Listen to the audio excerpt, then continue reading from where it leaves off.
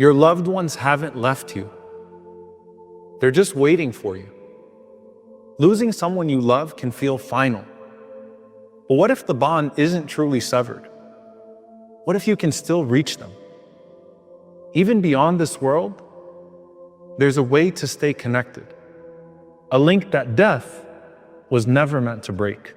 In the time of the Prophet ﷺ, there was a young man named Bishr ibn al-Bara from Banu Salama. And he passed away, leaving his mother extremely distraught. So she comes to the Prophet ﷺ and she says, Ya Rasulullah, those of Banu Salama who continue to die, can I send greetings to my son Bishr with them? And the Prophet ﷺ responded and said, yes, I swear by he in whose hand is my soul, Ya Bishr, the deceased know one another like birds upon a branch. And after that, no one would die from Banu Salama except that Bishr would go try to catch them quickly before they die and would say, Iqra ala Bishrin as-salam, convey my salam to my son Bishr. I always tell people who lose their loved ones, think of yourselves merely at a station and your loved one has gone one station ahead. They just don't have phone service, so you can't call them, but they're waiting for you, inshallah. And you do actually still have some form of connection to them. They still celebrate your accomplishments when it reaches them, especially when they're accomplishments of the deen. And yes, they're still wondering who got married.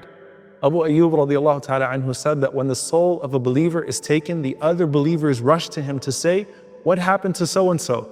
What happened to so-and-so? Hal tazawwaja fulan? Did so-and-so get married yet? And they're not just waiting to hear your news there. They're still enjoying your visits here. Al-Fadl ibn Muwaffaq, rahimahullah, who actually was the cousin of Sufyan ibn Uyayna, rahimahullah, he said that when my father died, I became extremely sad. And I used to visit his grave every day, but then as time went on, I started going less frequently. Then one day, I went to sleep after sitting at his grave. And I had a dream in which I saw my father's grave split open. And it appeared as though he was sitting alone in his grave, wrapped in his shroud, showing the signs of the dead. So I began to weep when I saw him. And he said, Ya bunayya, la abta'a bika anni. My son, why have you stopped coming to see me? So I replied, you know when I visit you? And he said, I know every single time you visit me.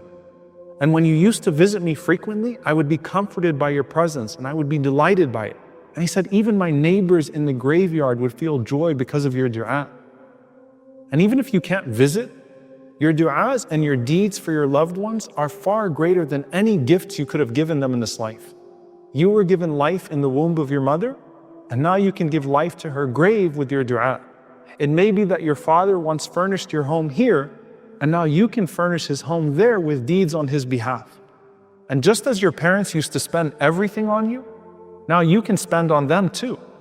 And if they could speak to you, that's all they would ask for. Aisha radiallahu anha says that a man came to the Prophet sallallahu alaihi wasallam and said, my mother passed away. And I believe that if she could still speak, she would give charity. So can I do so on her behalf? And the Prophet sallallahu alaihi wasallam said, of course. And this isn't just for your parents, but for all of your loved ones. And as we think about what makes the next station comforting, it's not just knowing that they're waiting ahead of us, but hopefully they would have received the gifts that we sent before we even got there. And for the one who had no believing family waiting at that station, you will still have the best of the family that you chose in their place. The Prophet ﷺ and his Sahaba, who are now your new family. Which, by the way, do we get new family in the Barzakh?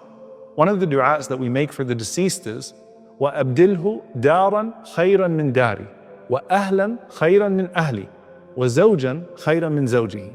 Replace him with a home better than his home, with a family better than his family, and with a mate better than his mate.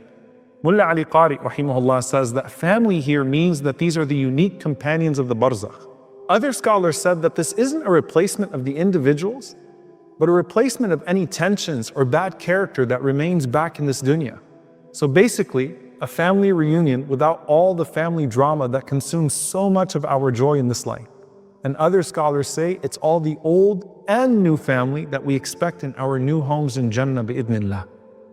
In any case, your relationship with those you love doesn't end with their departure from this world. Every dua, every act of charity, every moment that you dedicate to their memory is a lifeline that transcends the grave. You can still be their light, their support, and their connection to what's coming next. But whether it's your parents, your ancestors, your children and siblings, or your friends, we all look forward to reuniting with those whom we loved in this dunya, even if we didn't get to live with them.